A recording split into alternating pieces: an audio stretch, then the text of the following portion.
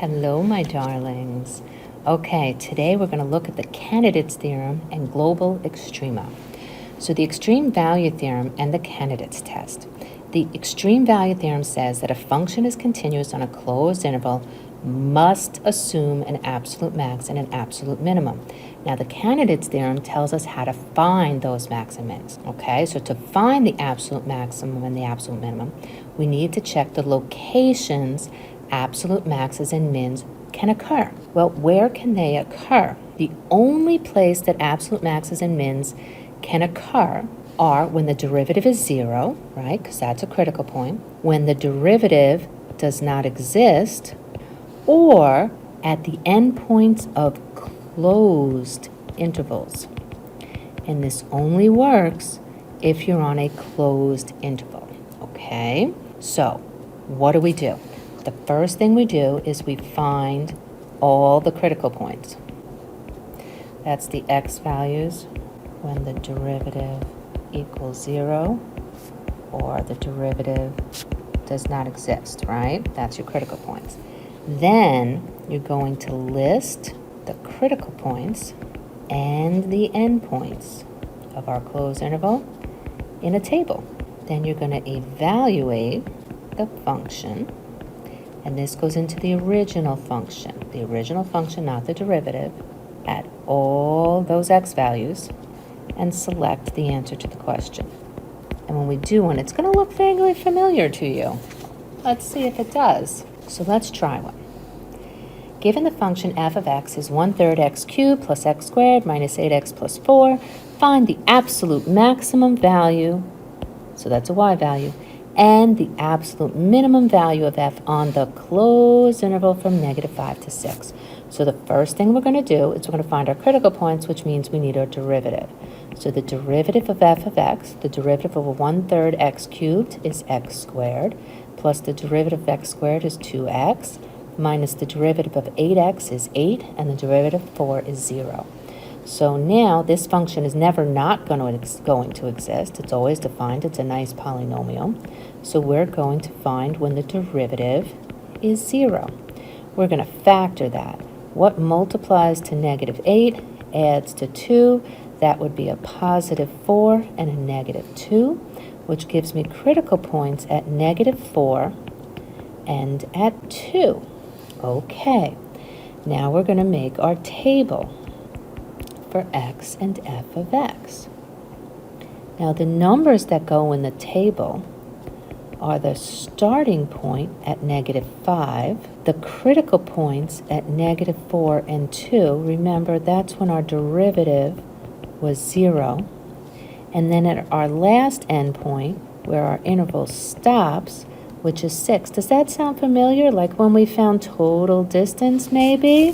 Right? And velocity was the derivative, and then we plugged into the position function. So it's the same idea right now. So we're going to put these in our calculator. So we're going to put in the fraction 1/3, get out of that fraction, times, we're going to plug in a -5 first, and we're going to raise this to the third, get out of my exponent.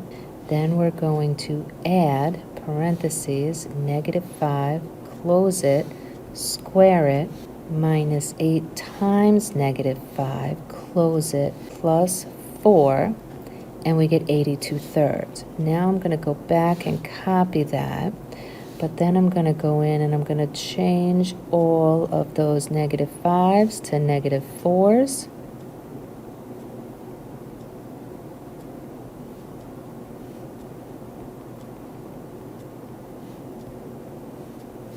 And hit enter, and we get 92/3 for your table. Then we're going to go copy that again, and we're going to change all those -4s to 2s.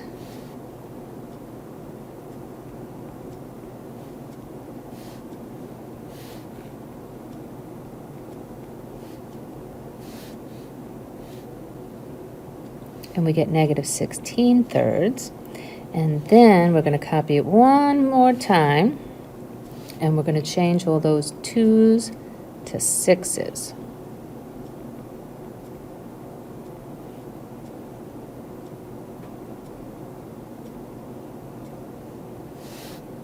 and there we go, 64. So now let's put them in our table. So we had 82 thirds, 92 thirds, negative 16 thirds, and 64. 82 thirds, by the way, is about 27.333. 92 thirds is about 30.667. And negative 16 thirds is about negative 5.333. So if you look at this negative is the absolute smallest, so that's the absolute min, and this number is our biggest answer, so that is our absolute max. Now, did they ask us for where it happens or what the value is? They asked us for the values. So our absolute max value is 64. Our absolute min value is negative 16 thirds. And there we go. Great. Okay, let's look at one from an old AP exam, 1990 AB5. Okay, more interesting because it's a trig problem and I know how much you love them. Let f of x be defined by the function f of x is sine squared x minus sine x on the closed interval from 0 to 3 pi over 2. So we want to find the intervals on which f of x is increasing. So the first thing we do when we want increasing or decreasing, we need to look at the derivative. So f of x is sine squared x minus sine x. So if we take the derivative, we're going to need to do the chain rule. We have to take the derivative of squaring, so we bring down the 2, keep the sine, the new exponent is 1. Times the derivative of sine is cosine x, times the derivative of the angle is 1. Minus the derivative of sine is cosine x. Okay, now since we're looking for critical points, we're going to set this equal to 0. And I'm looking at this and noticing they have a common cosine x. So I'm going to factor out a cosine x, and I'm left with 2 sine x minus 1 equals 0. So I'm going to set each factor equal to 0. Now, if cosine is 0, when is cosine 0? Cosine is 0 at pi over 2 and 3 pi over 2. Now, sine being 1/2, that would be 30 degrees or pi over 6. And if sine is positive, that's in quadrant 1 or quadrant 2. So in the first quadrant, that's just pi over 6. In the second quadrant, it'd be pi or 6 pi over 6 minus pi over 6, which gives us 5 pi over 6. So we have 4 angles to put on our number line. So we're going to set up our number line here. Remember, it's going to start at 0, and it's going to end at 3 pi over 2. We need to have a pi over 6. We need to have a pi over 2. And we need to have a 5 pi over 6. Okay. Let's label the top for f prime of x and the bottom for f of x. So on the top, we're going to decide when this function is positive or negative. Okay. And if you guys want a graph to find out your positive and negatives, I'm fine with that. We want to put in a graph, and we're going to look at 2 sine of x, close it, times cosine of x, close it, minus cosine of x, enter. Okay, and let's see here. We do our window zoom and our window settings. We want our x min. We want to go, our interval goes from 0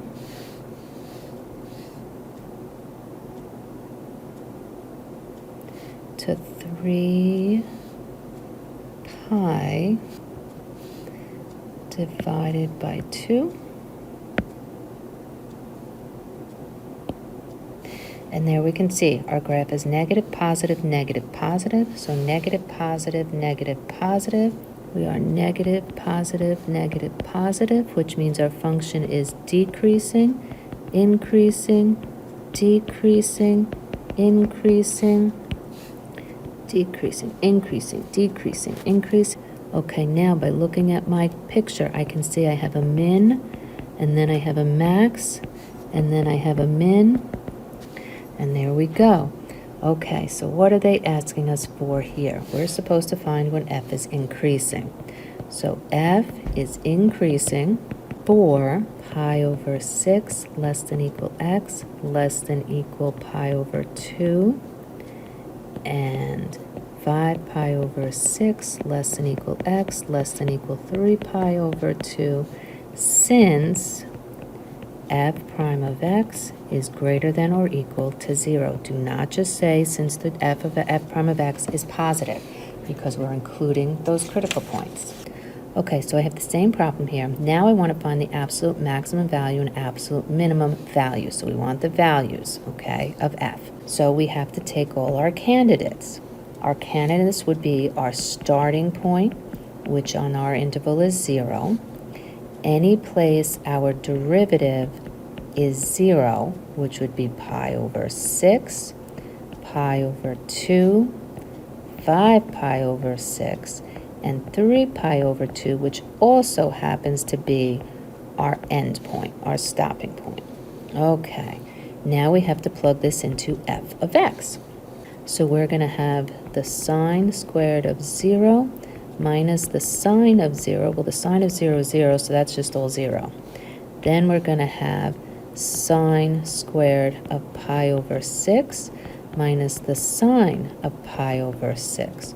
Well, the sine of pi over 6 is a half, so when I square it, I get a fourth minus 1/2. That's going to give me negative 1/4.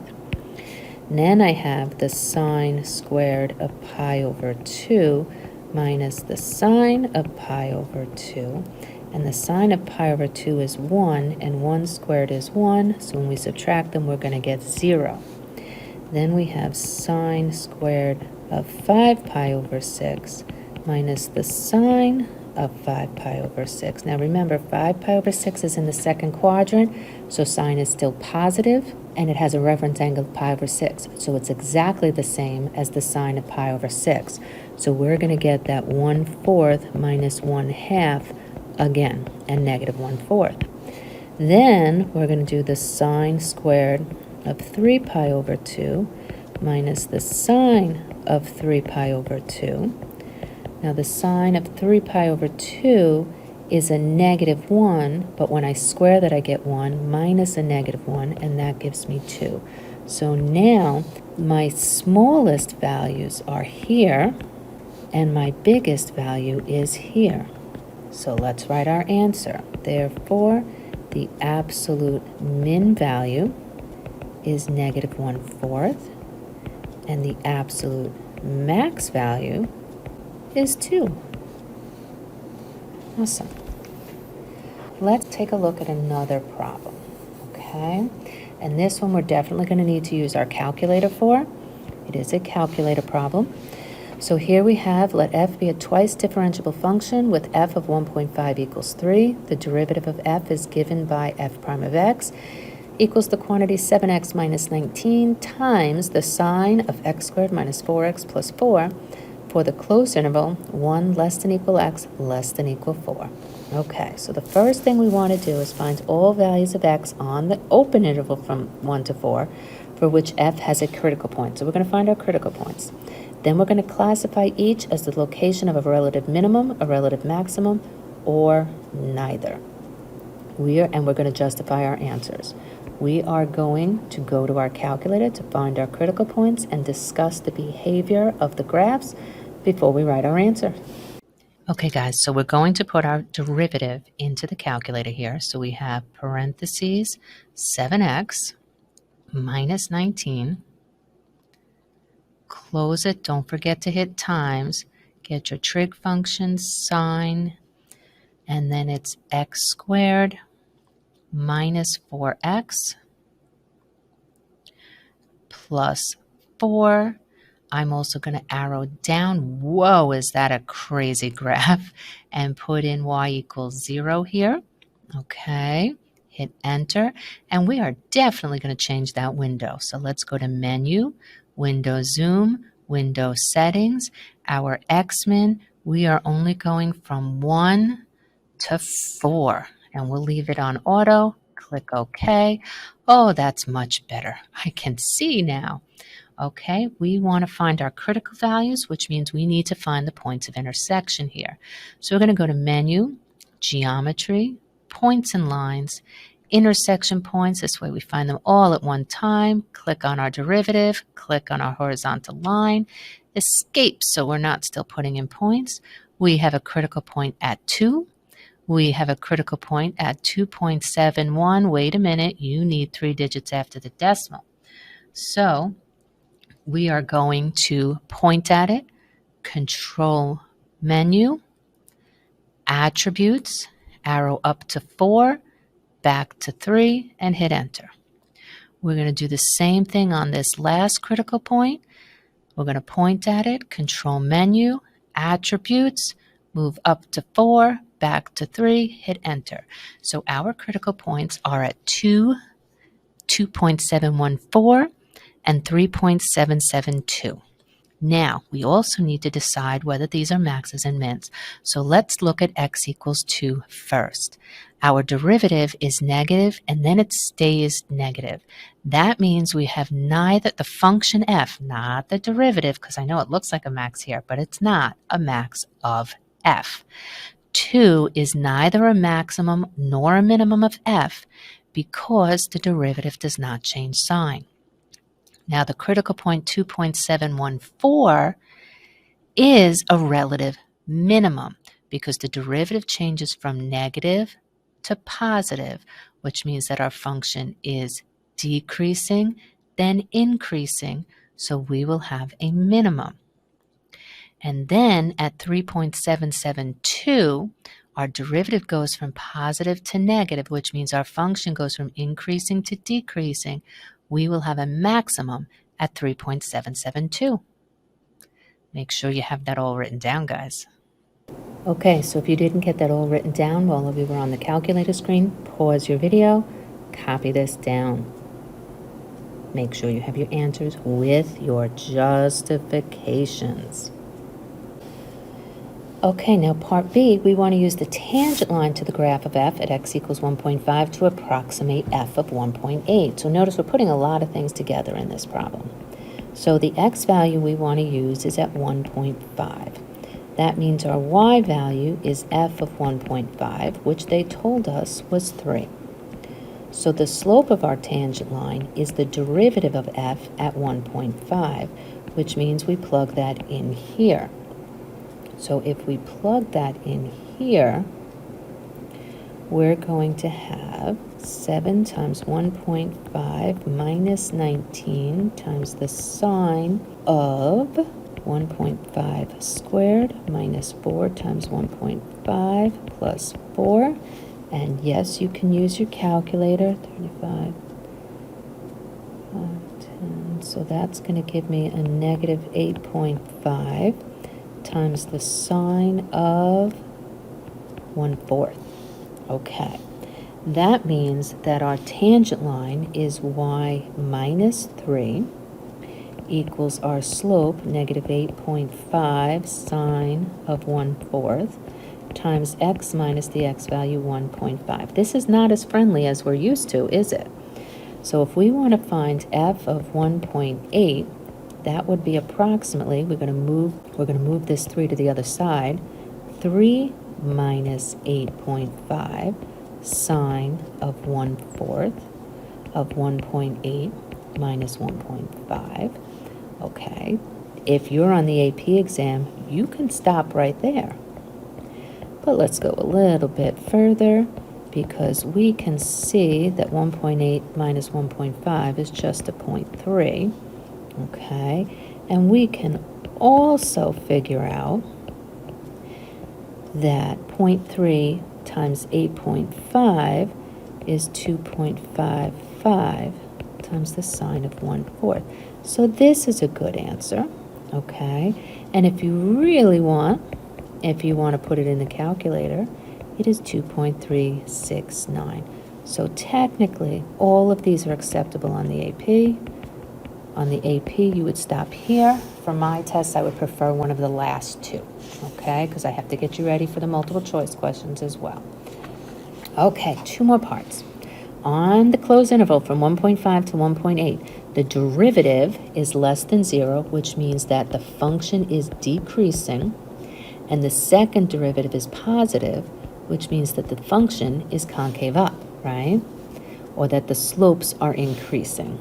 Or, yep, slopes increasing. Is the approximation found in part B an overestimate or an underestimate of f of 1.8? Now remember, we said that all of our curves can be made up of those 4 pieces, right? And we draw our tangent lines. Now we know that our graph is decreasing, so it's not this one, and it's not this one. And we know that our derivative, second derivative is positive, which means the slopes are increasing, which means it should be this one, right? We're concave up. That is an underestimate. Now, once you know that our graph is concave up, we are looking at an underestimate, okay? So the approximation in part B is an underestimate for f of 1.8 since double prime of x is greater than 0 and f of x is concave up. There you go. All right, one more part. Using the mean value theorem, explain why the average rate of change of f over the interval from 1 to 4 cannot equal 6.5. Okay, wow. Now, let's see. We know that f prime of x is differentiable. They told us in the beginning. Differentiable, it's differentiable for the closed interval from 1 to 4. If it's differentiable on the closed interval, that also means that f is continuous for that same closed interval. And that means that the mean value theorem applies. Now, if the mean value theorem applies, that means that there is a number c, which is between 1 and 4, such that the derivative at c equals the average rate of change of f over that closed interval from 1 to 4, okay? So if they want our average rate of change to be 6.5, they're looking for the c value where the derivative is 6.5. So let's go back to our calculator. Okay, so we want to look at when this derivative, now remember, we have the derivative already here. Okay, we want to know when this derivative is 6.5, so I'm going to change that 0 that we set it equal to before to 6.5 and hit enter. Look at how high up the graph that is. Here's 6.5. Our derivative never intersects with that line, and if they never intersect, there is no solution there. And if there's no solution, then 6.5 cannot be the average rate of change.